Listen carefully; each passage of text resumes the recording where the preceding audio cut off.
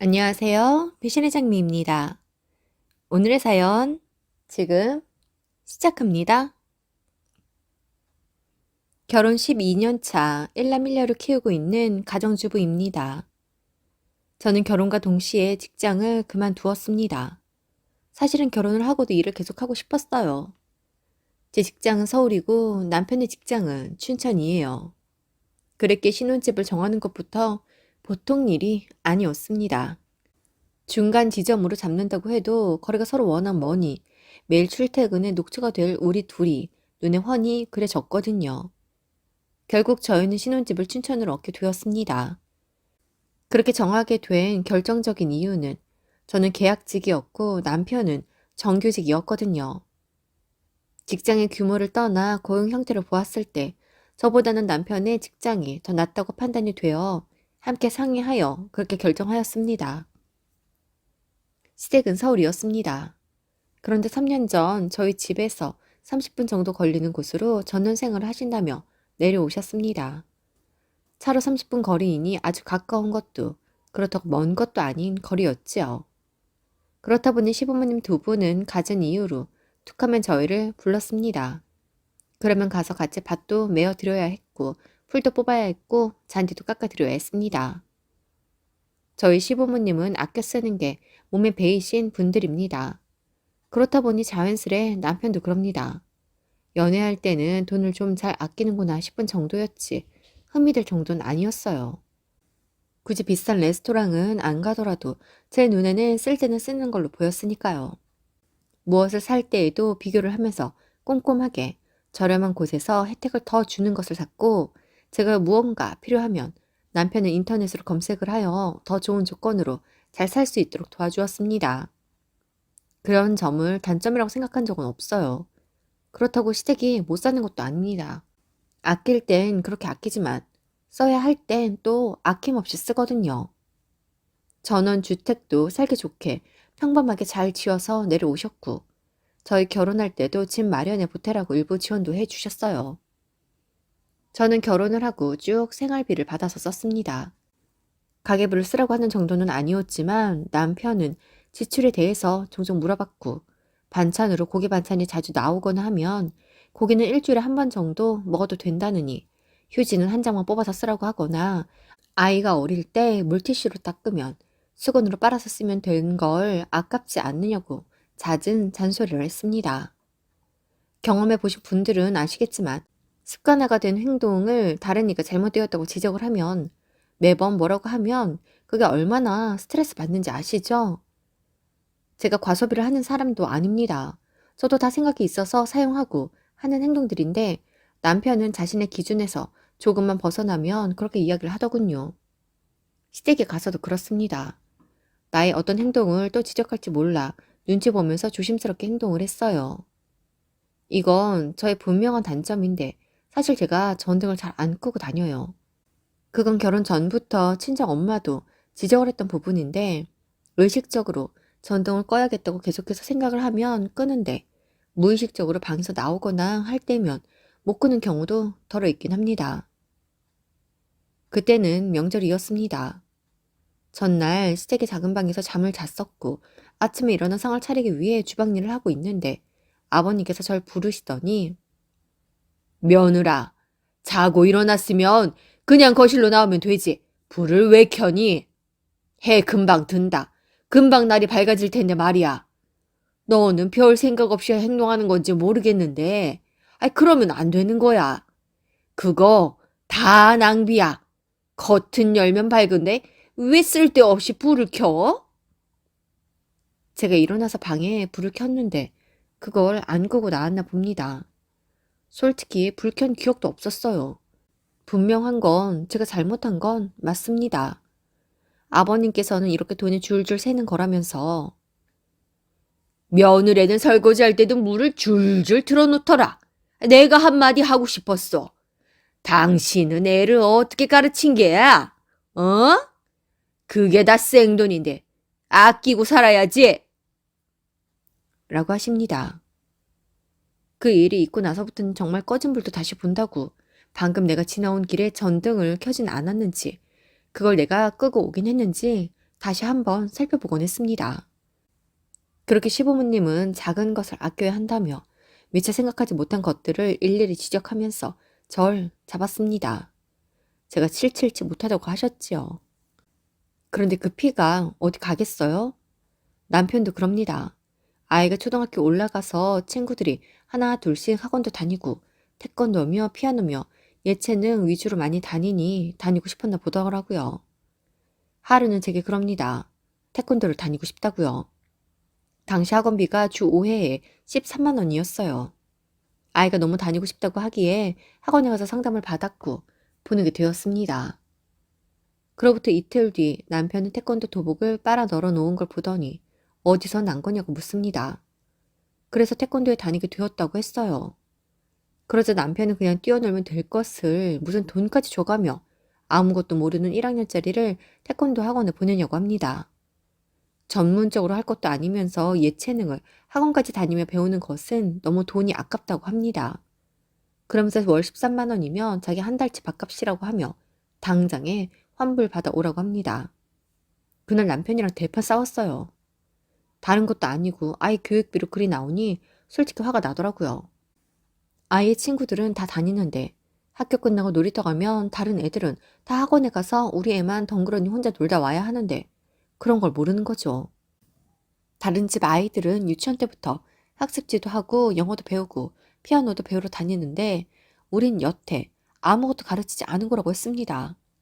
물론 남의 아이들이 다닌다고 우리 아이도 꼭 무조건 학원을 다녀야 하는 건 아닌 거 저도 알아요. 하고 싶지 않다는 걸 가르칠 생각도 없습니다. 그런데 아이가 배우고 싶다잖아요. 가고 싶다고 하잖아요. 그래서 고민하다가 이제 겨우 태권도 하나 보냈는데 그게 그렇게 아깝냐고 하니 아깝답니다. 차라리 영어나 수학이나 이런 학습에 도움되는데 보내면 모르겠는데 왜 돈을 주고 뛰어노는데 돈을 쓰냐며 아깝다고 합니다. 그날 저희가 싸우는 소리를 아들은 방에서 다 들어버렸고 다음날 태권도를 다니지 않겠다고 하네요.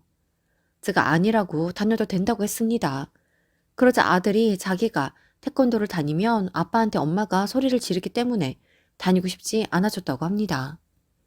그러면서 친한 친구들이 태권도에 다니니 같이 다니고 싶었던 거지 자기는 태권도가 좋아서 간다고 한 건 아니라고 하는데 자신의 속마음을 그렇게 숨기려는 것 같아 가슴이 아팠습니다. 그런 일들이 한두 번이 아니었습니다. 남편의 벌이에 비해 제가 과소비를 해서 그런가 하고 생각하시는 분들도 계실 겁니다. 하지만 남편의 월급이 적은 것도 아니에요. 세후 450만 원 정도 되거든요. 물론 아주 넉넉하게 살 정도로 많은 것도 아닙니다. 우리 세 식구 살기엔 충분한 정도예요. 시부모님께서 전원생활을 위해 춘천으로 내려오시면서 부쩍 시댁과의 왕래가 잦아졌습니다. 정말 작은 것까지 아끼라며 잔소리를 하시는 것만 빼면 그냥 평범하신 분들이시긴 합니다.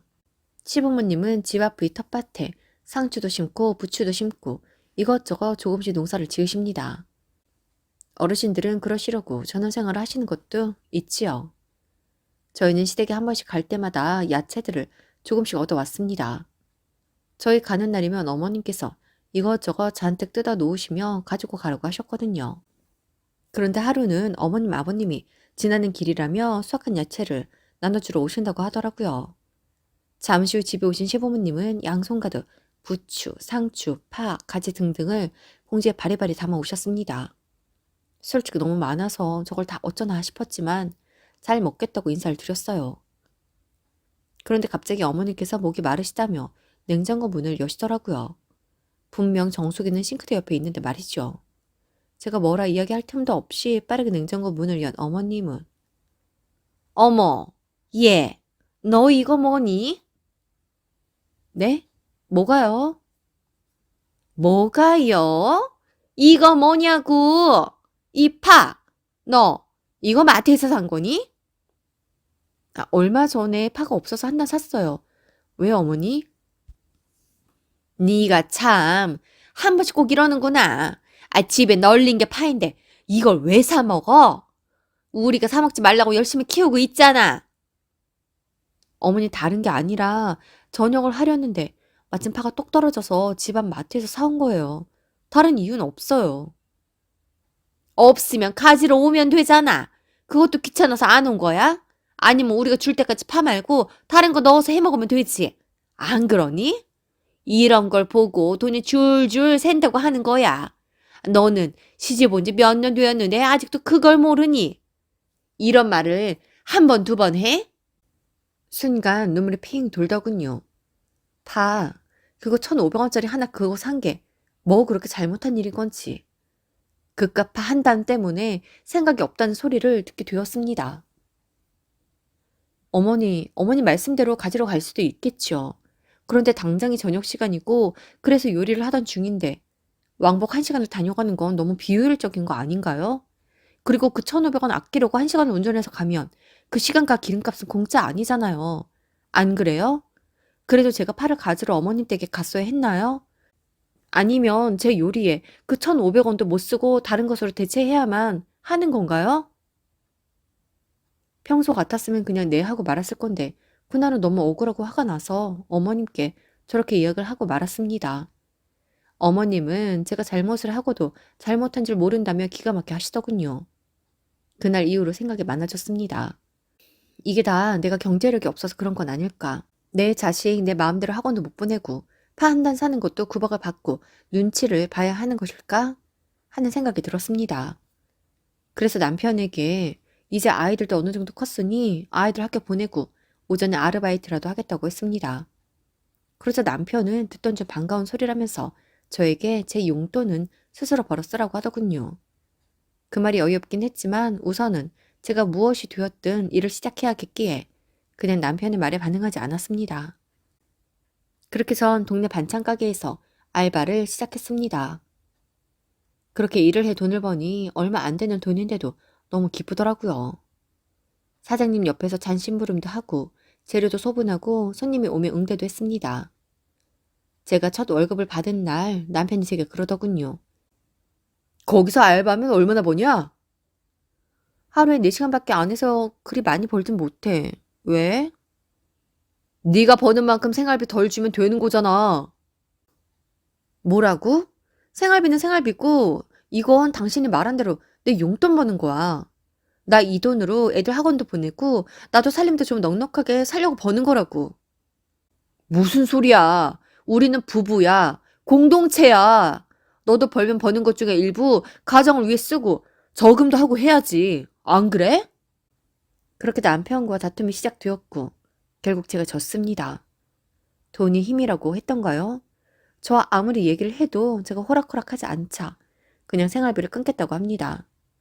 뭘 해서 먹고 애들을 뭘 가르치든 어디 한번 당장 내일부터 혼자 알아서 살아보라고 하더군요. 말이 쉽지. 그럴 수 없는 거 잘 알면서 말을 저렇게 해버립니다. 결국 전 제가 버는 알바비의 절반을 생활비로 보탰고 남편은 자신이 주던 생활비에서 제가 보태는 만큼을 감액했습니다. 참, 이러고도 계속 살았어요. 물론 아이들을 위해서였죠. 그래도 아빠라고 아이들이랑은 잘 놀아주고 아이들도 아빠를 참 좋아했으니까요. 또 남편이 그렇게 아끼고 아낀 덕에 집도 제법 빨리 장만하기도 했습니다. 전 한번 시작한 알바를 계속해서 하고 있었고 사장님과도 합이 잘 맞아 즐겁게 일을 했습니다. 그렇게 한 곳에서 오래 일을 하다 보니 사장님이 제게 반찬 만드는 나름의 비법도 알려주시기도 했습니다. 그래서 나중엔 저도 사장님과 같이 조리를 하곤 했지요. 저희 사장님은 제가 퇴근을 할 때면 애들 반찬에 먹이라며 꼭 2-3가지의 반찬을 싸주셨습니다. 그러면 저희 남편은 또 얼마나 좋아하는지 공짜니 돈 들어가는 거 아니니 그저 좋다고 했습니다. 그렇게 매일이 똑같은 듯 평범하게 지내다 1년 전 친정 아버지가 돌아가셨습니다. 아버지가 돌아가시고 언니와 함께 아버지 앞으로 남겨진 집을 팔아 나누어 가지게 되면서 제게 처음으로 목돈이라는 게 생겼습니다. 짠돌이 남편이 얼마나 눈독을 들이던지 잘 들고 있어라. 허튼 데 쓰지 말아라. 함부로 투자하지 마라. 나중에 집 늘려 이사 가야 하니 꼭 가지고 있어라는 둥 진짜 꼴 보기가 싫을 정도였습니다.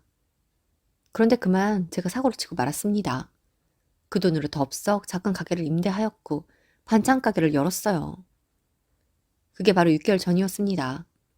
제가 다니던 반찬 가게가 입소문은 좋은데 위치가 어중간해서 아파트 단지 손님들이 접근하기에는 불편함이 있었거든요. 그래서 주로 배달로도 많이 주문하고 차로도 픽업하러 오시는 손님들이 있었습니다. 그래서 제가 사장님께 분점을 내고 싶다고 했습니다.